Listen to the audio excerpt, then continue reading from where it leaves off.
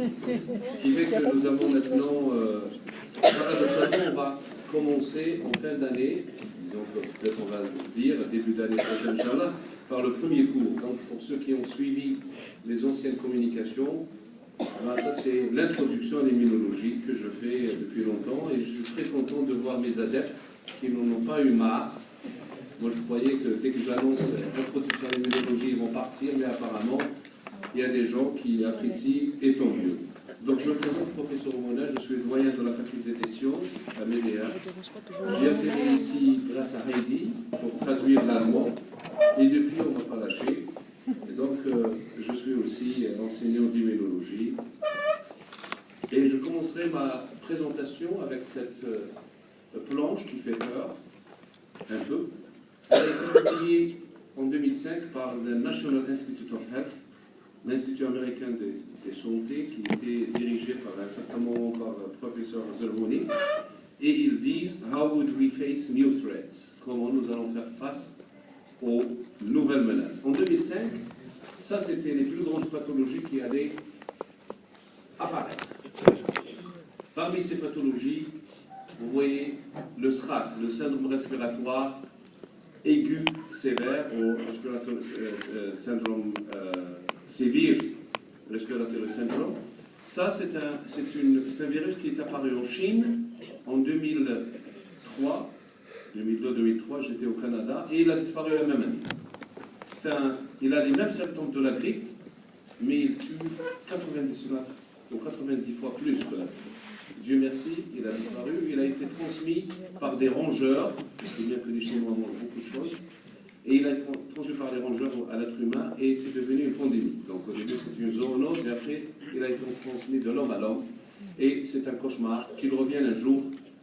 La deuxième pathologie, ça c'est ce qu'on appelle les maladies émergentes, nouvelles. Une deuxième maladie émergente, c'est la grippe aviaire. On entend, et on en a vu en 2008, en 2006, en 2012, 2013, cette grippe, où le virus de la grippe se mélange humain avec le virus de la grippe aviaire, et ça donne une chimère qu'on appelle avian flu. Donc, l'homme n'est pas tout à fait protégé, puisqu'il y a le virus de la grippe aviaire, et on a vu des cas de mortalité et une vaccination massive à travers le monde, où l'Algérie a payé une facture très lourde, et malheureusement là, ça n'a pas été un grand succès donc, de par le monde, parce que malheureusement les experts de l'OMS étaient aussi, les experts mondiaux étaient des consultants au niveau de l'OMS, et ce qui fait qu'il y a eu un conflit d'intérêts, ils ont gonflé le syndrome, les gouvernements ont payé des millions de dollars sans pour autant vacciner la population. Ça, c'est les maladies émergentes. Les maladies réémergentes, c'est le cas ici, c'est la grippe saisonnière, la grippe que nous avons, que nous subissons chaque année. Et cette grippe, elle a un problème. Le virus est un virus à ARN, et tous les virus à ARN ont une grande probabilité de muter. Ils changent. Ils rentrent dans l'organisme, il faut qu'ils soient répliqués. Et les pires des virus à ARN, c'est les virus à ARN à polarité négative. C'est-à-dire qu'il faut qu'ils deviennent polarité positive, et après qu'ils soient transcrits en ADN, et toute étape, ils risquent de muter. Et chaque année, l'OMS et les experts en épidémiologie, ils ont peur qu'un virus nouveau va apparaître. Nouveau, ça veut dire quoi? Sur le plan épigénétique, sur le plan génétique, il sera complètement transformé. Et il y a eu un cas dans l'histoire moderne de l'humanité, c'est la grippe d'Espagne en 1918. En 1918, cette grippe a fait 20 millions de morts. Mettez le contexte, 1918, l'Afrique était colonisée, l'Asie était de même, l'Europe venait de sortir de la Première Guerre mondiale et les Amériques étaient déjà très loin. Et vous imaginez qu'un virus maintenant, on prend son petit déjeuner à Alger, on déjeune à Pékin et on dîne en Australie maintenant. Si le virus va faire 48 heures le tour du monde, ça ne sera pas 20 millions de morts, ça sera le big one. Et le monde attend malheureusement qu'un virus pareil risque d'apparaître, et on va dire pourquoi. Ça, c'est les maladies réémergentes.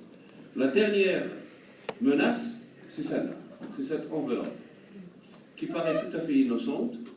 Elle a été apparemment envoyée par un élève de la 4e année primaire qui habite au New Jersey, aux États-Unis, et elle a été envoyée de manière, entre guillemets, innocente au président du Sénat américain à l'époque de Bush, qui s'appelle Dashley. La secrétaire du sénateur a ouvert l'enveloppe et une poudre blanche s'est dégagée. Elle contenait le bacille de l'anthrax, la maladie du charbon. C'est une bactérie qui rentre dans les poumons et elle va asphyxier la personne. Bioterrorisme. C'est la première fois dans l'histoire des États-Unis, du Sénat américain, où il a fermé. Parce que la poudre blanche a été prise par la ventilation et elle a complètement contaminé le Sénat. Donc c'est les trois menaces. Maladie nouvelle, SRAS, grippe aviaire, grippe porcine, je ne sais pas. 2, maladie réémergente, la grippe saisonnière et même la tuberculose qui est revenue. Non pas parce que le monde est pauvre, c'est parce que le monde consomme trop d'antibiotiques. Et la troisième, bioterrorisme.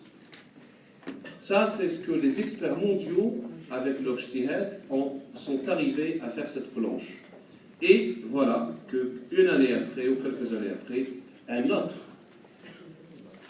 virus est apparu, Ebola, mortel, il tue à 99% de cas. Pourquoi il n'a pas été inséré dans la première planche? Ebola existe depuis 1976, connu. Tout simplement parce que Ebola était une maladie des Africains, des pauvres, des villages. Il rentrait dans un village, il tuait 9 personnes sur 10, et on n'en parle plus. Fait divers. Le jour où Ebola a été frappé à la porte de l'Europe et des États-Unis, il est devenu une menace. Autrement dit, nous les Africains, on doit se prendre en charge. Parce qu'il y a énormément de maladies africaines qui ne sont pas inventoriées. Et aucun Américain, y compris Bill Gates, ne va pas mettre sa main dans la poche pour guérir les maladies. Ebola existe, existera, il va revenir un jour, tout le monde le sait, et c'est la raison pour laquelle que maintenant, les grandes compagnies, y compris CDC, Central of Disease Control de Atlanta, commencent à se pencher sur cette maladie relativement rare, mais mortelle. Tout ceci, bien sûr, pour nous dire un peu que les maladies infectieuses ne sont pas, on parle beaucoup de cancers, on parle beaucoup de ces maladies auto-immunes, mais les maladies infectieuses sont réellement une menace. Et je terminerai justement par cette planche où vous voyez la grippe d'Espagne, qu'est-ce qu'elle a fait aux États-Unis? Elle a pratiquement diminué l'espérance de vie, et là, vous voyez très bien, entre 1915 et 20, à 38 ans. Vous voyez cette espérance de vie depuis 1900 jusqu'à 1960, et l'espérance de vie a chuté. Pourquoi? La tranche d'âge 25-35 avait presque disparu, et c'est malheureusement le cas maintenant dans beaucoup de villages africains où le sida a complètement enlevé de la carte la génération 35 ans. Il y a des gens qui ont 30 ans, il y a des gens qui ont 60 ans. Quand les gens de 60 ans vont disparaître, il y aura ceux qui auront 30-40 ans, il n'y aura pas de vie. Ça, c'est les maladies infectieuses, graves et sérieuses. Alors, tout ça, tout simplement parce qu'il y a une très mauvaise prise en charge d'un module, d'une notion fondamentale qui s'appelle les méninges.